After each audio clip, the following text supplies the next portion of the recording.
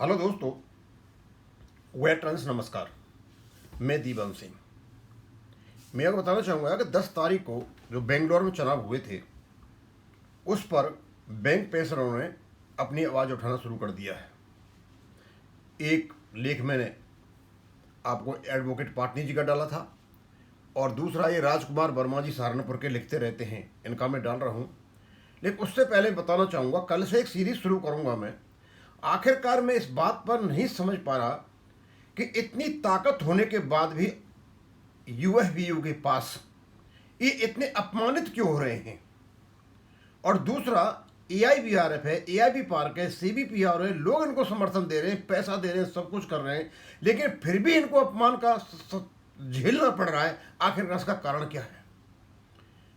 इसका हम कल से इसका विश्लेषण करेंगे कि आखिरकार ऐसी कौन सी चीज है जिससे ये दबे हुए हैं और किसने दबा रखा है इनको। कहीं ऐसा तो नहीं कि इनकी जो डरपोकपन है, इस डरपोकपन की वजह से ही बैंक पेंशनर और ई सर्विंग एम्प्लॉय मतलब दुख पा रहे हैं। अदरवाइज ऐसा किसी और संगठनों में नहीं है, वो केवल बैंक संगठनों में ही है। अब वो हम कल से शुरू करेंगे। और अभी मैं एक लेख है उनका, वर्मा जी का, और मैं पढ़ के बता देता हूँ। और तो सारी चीज़ें आपके पास सामने है, सब कुछ मीडिया में है, सोशल मीडिया पे है, और उनका जब सुनोगे तो वो भी अपने विचार प्रकट कर रहे हैं और मेरा काम है मेरे जितने भी एक्टिविस्ट हैं उनको यहाँ जगह देना। ईआईबीए जैसे बैंकों के बड़े संगठन, जिस प्रकार चुनाव बेंगलुरु में हुए, पूरी ही प्रक्रिया ना तो लोकतांत्रिक थी और न ही ईआईबीए की नियमावली के अनुरूप थी। मांगे जाने के बावजूद भी डेलीगेट्स की लिस्ट को जारी न करना, उसे कैंडिडेट को उपलब्ध न कराना, ईआईबीए के कॉन्स्टिट्यूशन की कॉपी को न देना, निष्पक्ष इलेक्शन ऑफिसर को नियुक्त नहीं करना, अलग अलग स्टेट से आए हुए डेलीगेट्स को कैदियों की तरह अलग अलग होटलों में कमरों में बंद कर देना, लोकतांत्रिक चुनाव की प्रक्रिया नहीं, यह प्रक्रिया डिक्टेराना थी। चुनाव परिणामों के बाद एक क्षेत्रीय बंटवारा साफ नजर आया। जम्मू कश्मीर, हिमाचल प्रदेश, उत्तराखंड, पंजाब, हरियाणा की बड़ी आबादी को एक भी पदाधिकारी नहीं दिया गया। यूपी के 75 जिलों में एक व्यक्ति पदाधिकारी बनाया। हमारे प्रदेश की पॉपुलेशन विश्व के 200 देशों से अधिक है, तब एक को कमान मिली है। वास्तव में बेंगलुरु चुनाव नहीं हुआ, कब्जा हुआ। ईआईबीए के विरुद्ध नॉर्थ इंडिया में एक मुहिम चलानी चाहिए और नॉर्थ इंडिया को अपना अलग संगठन बनाना चाहिए, क्योंकि साउथ में भी अनेक लोग बैंक के चलम से दुखी हैं। बेंगलुरु में चुनाव के नाम पर धांधली हुई। 140 करोड़ की पॉपुलेशन में 1000 लोगों की वोटिंग कोई मायने नहीं रखती है। उसमें भी लगभग 700 वोट पाने वाला अपने आप को जोरदार महाविजेता, महायोद्धा, विजेता बता रहा है। न यह चुनाव बैंक के एम्प्लॉयज के प्रतिनिधित्व करता है और न ही एम्प्लॉयज को ऐसे समर्थन प्राप्त है। यह मात्र जोर जबरदस्ती का चुनाव था। इसमें बैंक में कार्यरत करने वाले कर्मचारियों को कोई पोस्ट नहीं दी गई है। सचिव वर्किंग एम्प्लॉय को होना आवश्यक है। रिटायरी का कब्जा पहले से था, वह आज भी कंटिन्यूड है।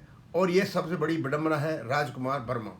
दोस्तों, ये तो सबको पता चल ही गया था कि इस चुनाव में रिगिंग हुई है और प्रॉपर तरीके से चुनाव नहीं हुए हैं। हालांकि ये बड़ी बड़ी फेंक रहे थे कि हम डेमोक्रेटिक तरीके से चुनाव करा रहे हैं, हम पता नहीं क्या क्या कर रहे हैं, लेकिन लगा नहीं ऐसा कुछ भी। ये नहीं हो सकता कि जिस आदमी के खिलाफ इतनी नाराजगी हो और वो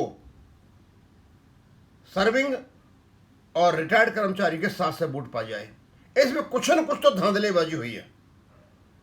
हर व्यक्ति इस व्यक्ति को शक की नजर से देखता है, उसके बाद भी ये वोट पाता है। इसका मतलब ये हुआ कि इन्होंने वोटों का या चुनावों का इस प्रकार से व्यवस्थित किया कि वोट इनको आए हुए जीते।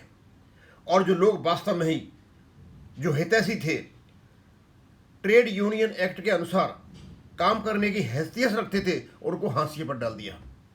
और इससे जो स्थितियाँ और विस्फोट हो गई है, कोई अच्छी नहीं हुई है और आगे आने वाले दिनों में और ये विस्फोटक हो जाएगी। और क्योंकि ये लोग मैनेजमेंट के चमचे हैं सारे के सारे, तो नुकसान होना तो निश्चित है, कोई रोक नहीं सकता। अब देखते हैं आगे क्या होता है। मुझे वैसे इतना ही बताना था आपके राजकुमार वर्मा जी का। और कल से हम देखेंगे कि आखिरकार ऐसा क्या कारण है कि इन यूनियनों के पास इतनी शक्ति होने के बाद, बार्गेनिंग पावर होने के बाद भी ये लोग अपना काम नहीं कर पा रहे हैं, वेलफेयर वाले काम नहीं कर पा रहे हैं, सिर्फ नुकसान ही नुकसान कराते चले जा रहे हैं। जबकि दूसरी यूनियन इसी एक्ट के अंतर्गत BMS बना हुआ है, सेंट्रल सिविल गवर्नमेंट के जो कर्मचारी वो भी बने हुए हैं, उनके कर्मचारियों के सारे काम हो रहे हैं, केवल और केवल बैंक पेंशनों का नहीं हो रहा है। तो कोई ऐसा तो नहीं कि इनकी मिली भगत है या ये डरे हुए हैं या इनको डरा रखा है। अब ऐसा कौन सा कारण है जिससे ये डरे हुए हैं, इनको डरा रखा है?